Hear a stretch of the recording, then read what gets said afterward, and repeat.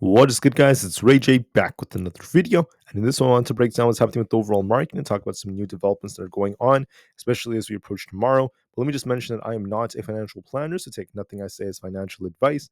And also, if you guys can, please smash the like button if you want to see more videos like this. It not only benefits me, it benefits the entire community as a whole. Anyways, let's talk about the markets. So tomorrow is going to be Friday, May 31st. Please note that 1 hour before the market opens, we have the PCE data report coming out. Whatever's announced during PCE could affect the markets. The last time CPI came out, the market actually liked the data. The market actually popped a bit, and the data was below expectations. So there is a chance that we might get a decent PCE that could help the market bounce. But nothing's guaranteed just yet until we see what the data looks like. So just so you know, if you're holding anything overnight, there is a risk involved because this might cause the market to either gap up or gap down. So we'll see how things go.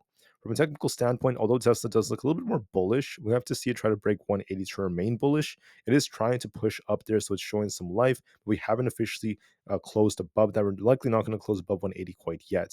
So we'll see how things go for Tesla. The market is kind of like acting as an anchor for it, and we'll have to be very, very open-minded. But let me just make it very clear. Tomorrow's data for PCE could also affect how we end up moving. We'll wait and see what that causes. SPY, on the other hand, is looking more bearish. As you guys can see, it's continuing to tank. We lost 523, so our next support is going to be 521.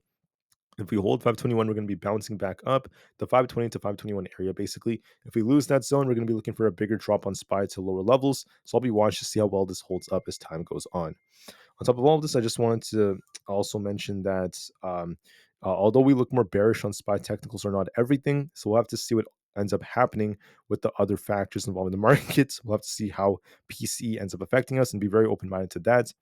For Nvda, we're approaching support currently at this 1100 area. Our resistance is around 1120, but we are looking a bit more bearish for now. We also have this big gap to fill below, so we will see if Nvda ends up filling the gap or if we bounce off our 20 EMA at gap support and just continue higher. We'll wait and see. This is going to be heavily impacted by PCE and the reaction we get tomorrow, so we'll just have to wait and see. But I just want to make it very clear to be careful. There is a risk of more downside. For Bitcoin is trying to push higher. We hit the 69,000 area, came back down, watch support at 68,200. We could actually dip a little bit lower to that area, and we'll see if that bounces or not. So we'll wait for that test. QQQ is also dipping. I did mention to everyone to be watching 452. If we lost that, we're going to get very close to the 450 area. And as you can see right now, we're just barely at 451. We're about to, in my opinion, hit 450, maybe during the after hours. And we'll see if we get a bounce or not after PCE data comes out. We'll have to wait and see. Be very, very open-minded, guys. The market's full of trickery, and you want to just be prepared for anything, but just know that that's what's going to be key, at least for tomorrow. And then for Aapl, we're just trading sideways. We have 192 as resistance, 190.5 as support. We're just trading back and forth within this range. We could dip a little lower on Aapl towards 190.5. We'll see what happens, at least with this moving forward. For Coinbase, we're kind of dipping a bit. If we lose the 20 EMA at 234, we could be dipping even lower towards 230. It does look to me like it might dip a bit, but we have to watch to see if we lose to 20 EMA. Amazon, it's the same thing. This is looking a little bit weak. I said if we lost 180, look for 178. That's exactly where Amazon went to. We actually touched 178.3 today. So you guys could see how this really did end up playing out.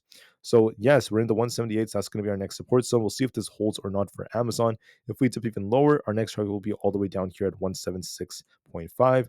If we're bullish, we want to see it break past 180. As of right now, it looks a bit more bearish, but we'll see what PCE causes. Same thing with Meta. We look a little bit more bearish as of right now. If we lose 462, there's going to be a bigger drop coming. If we bounce off of it, we're going to be rebounding. As of right now, it does look like it's just barely holding 465, and there's a risk of downside. So we'll have to give this some time. With that being said, guys, yes, the market is showing some weakness. SPY is now in the 521s. But here's the big but. Do not turn into a perma bear just yet. Let's wait and see what happens with the very important data that's coming out. We'll see what the PCE data report brings us. Do we get a bounce tomorrow or not? We're approaching key support on SPY, so we'll just have to wait and see.